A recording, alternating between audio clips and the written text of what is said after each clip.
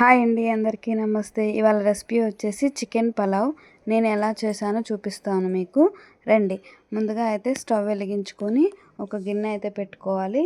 ఇందులో ఆయిల్ వేసుకొని oil heat ఎక్కిన తర్వాత ఇక్కడ చూపిస్తున్న మసాలా దినుసులు అయితే అన్నీ వేసుకోవాలి. అలాగే సన్నగా కట్ చేసి పెట్టుకున్న ఆనియన్స్ కూడా వేసుకొని ఆనియన్స్ బ్రౌన్ కలర్లో వచ్చే వరకు కలుపుకుంటూ ఉండాలి. సిమ్లో పెట్టుకొని కలుపుకుంటూ అయితే ఉండాలి. ఇప్పుడు మనం ఒక మిక్సీ జార్ తీసుకొని కొద్దిగా పచ్చిమిరపకాయలు అయితే తీసుకోవాలి. ఇలా పేస్ట్ చేసుకొని ఇప్పుడు ఇందులో వేసుకొని కలుపుకోవాలి. ఇప్పుడు 2 మీడియం సైజ్ టమాటాలు ఈ విధంగా సన్నగా కట్ చేసుకొని ఒకసారి బాగా అయితే కలుపుకోవాలి. ఇప్పుడు కొద్దిగా కరివేపాకు, పుదీనా అండ్ కొత్తిమీర వేసుకోవాలి. వేసుకొని ఒకసారి బాగా అయితే కలుపుకోవాలి. ఇప్పుడు కలుపుకున్న తర్వాత క్లీన్ చేసి పెట్టుకున్న చికెన్ అయితే వేసుకోవాలి. చికెన్ వేసుకొని ఒకసారి బాగా అయితే కలుపుకోవాలి. సిమ్లోనే పెట్టుకొని కలుపుకోవాలి. ఇప్పుడు రుచికి సరిపడా ఉప్పు అయితే వేసుకొని ఒకసారి అయితే మొత్తం బాగా అయితే కలుపుకోవాలి. చూస్తున్నారుగా, ఈ విధంగా అయితే కలుపుకోవాలి. ఇప్పుడు 1 కప్పు పెరుగు అయితే వేసుకోవాలి. జీలకర్ర పొడి, గరం మసాలా, పసుపు, కారం, ధనియాల పొడి అయితే మొత్తం వేసుకోవాలి. ఇప్పుడు ఒకసారి బాగా అయితే కలుపుకోవాలి. సిమ్లోనే పెట్టుకొని బాగా కలుపుకోవాలి. ఈ విధంగా అయితే మొత్తం ఒకసారి బాగా కలుపుకోవాలి. మసాలాలన్నీ ముక్కలు బాగా పట్టి ఈ ఆయిల్ అనేది ఇలా సపరేట్ అవుతుంది. ఇప్పుడు మనం కడిగి పెట్టుకున్న రైస్ అయితే ఇందులో వేసుకొని వాటర్ అయితే పోసుకోవాలి. నేను 2 గ్లాసుల బియ్యానికి 3.5 గ్లాస్ వాటర్ అయితే తీసుకున్నాను.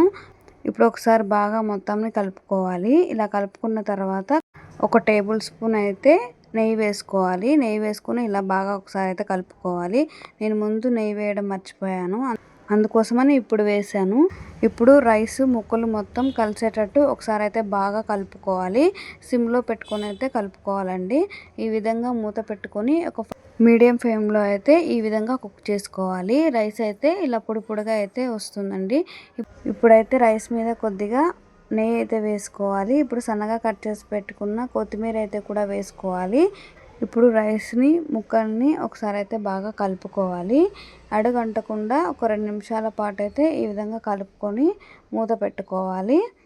ఒక 5 నుంచి 10 నిమిషాల పాటు లో ఫ్లేమ్లో ఇలా మూత పెట్టుకొని అయితే ఒకసారి అయితే ఉడికించుకోవాలి.